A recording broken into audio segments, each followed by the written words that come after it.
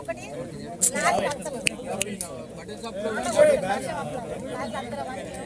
ఒకసారి కాటల మీద కూకున్నాడు అందరూ కాటల మీద కూకుంటే రైతులు వచ్చి నువ్వు అట్లా ఎట్లా తగ్గించుకుంటావు నువ్వు అని సార్ వచ్చి అక్కడ సార్ వచ్చి అమ్మ నువ్వు లే కాటల మీద నెల్లేసి నా మక్కలు ఇక్కడ ఉంచి అక్కడ కాట ఇక్కడ కాట అయినాక ఒక్క మనిషి నేను ఏ సార్ దగ్గర నేను కొంచెం నాకు ఇవి కావాలని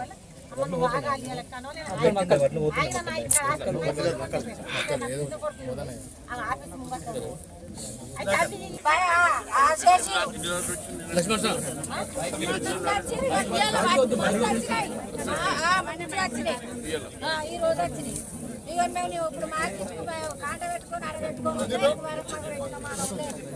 వచ్చిన మానవులు చూసిన మనం లంచాల వాళ్ళకి వాళ్ళకే పెడతారు సార్ మాకు మేము చదువు రాదు మేము కౌలం చేసుకొని బతుకుతాం నువ్వు లంచం ఇవ్వాలంటే మాకు తెలియదు రాదంటే మాకు తెలియదు ఆ రాసిన వాళ్ళు కాళ్ళకే కాంట పెడతారు మేము అన్నీ చెప్తాను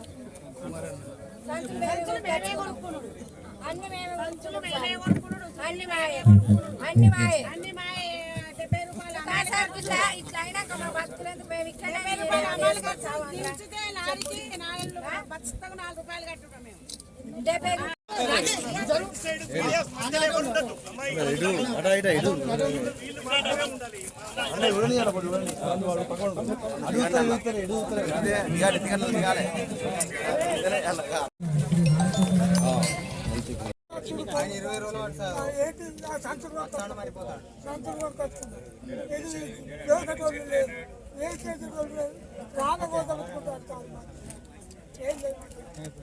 పట్టించుకున్నట్టు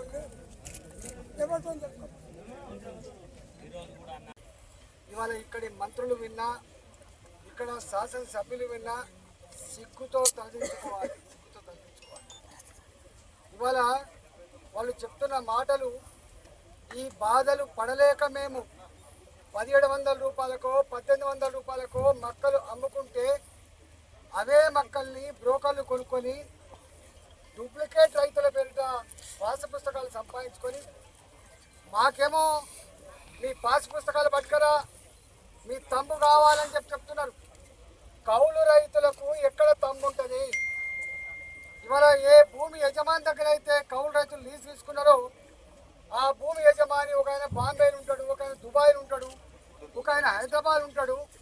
ఆ రైతు వచ్చి భూమికి నువ్వు తంబు పెడితేనే ఇవాళ నీకు బస్తాలు వస్తాయి, నీ కాంట వస్తా అంటే ఇంతకంటే బుద్ధి లేనిదనం మీకు ఏమైనా ఉందా అని చెప్పి అడుగుతా ఉన్నా.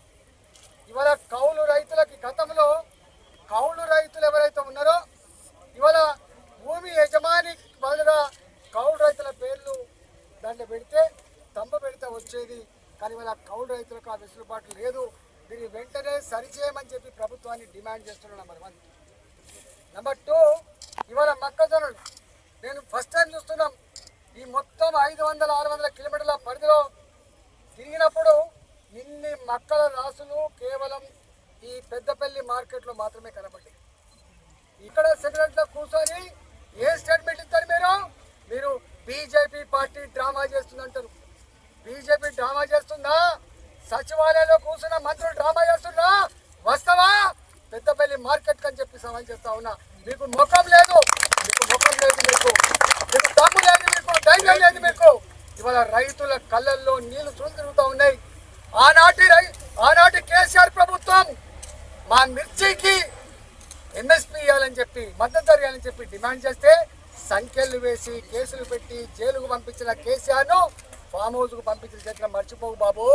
ఇవాళ మీరు వచ్చిండు, పోయినసారి ఇబ్బంది పడ్డారు, ఇవాళ కూడా ఇబ్బంది పడుతున్నారు. ఈ ఇబ్బందులు మర్చిపోరు సుమా, గుండెల్లో పెట్టుకుంటారు. ఎక్కడి దాకా పోతావు బాబు నువ్వు? తొండ పరుగు ఎనుల దాకా అన్నట్టుగా నీ పరుగు ఎక్కడి దాకా పోతావు? ఇవాళ కాకపోతే రేపు తప్పకుండా మా గల్లీకి రావాల్సిందే, రేపు మా ఊరికి రావాల్సిందే. ఏం ముఖం పెట్టుకొని వస్తావు? ఏం చేసిన వాళ్ళకి చెప్పొస్తావు?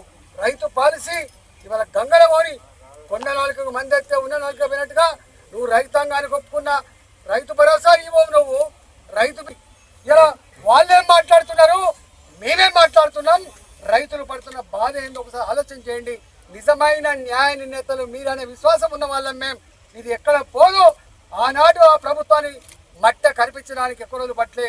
ఈ ప్రభుత్వానికి కూడా శాసించలేం కావచ్చు కాక, శపించలేం కావచ్చు కాక, కానీ ఓటు వేసి పొందబెట్టగలిగే శక్తి మా రైతులకు ఉందనే విషయం మర్చిపోవద్దని చెప్పి ఈ ప్రభుత్వాన్ని హెచ్చరిస్తూ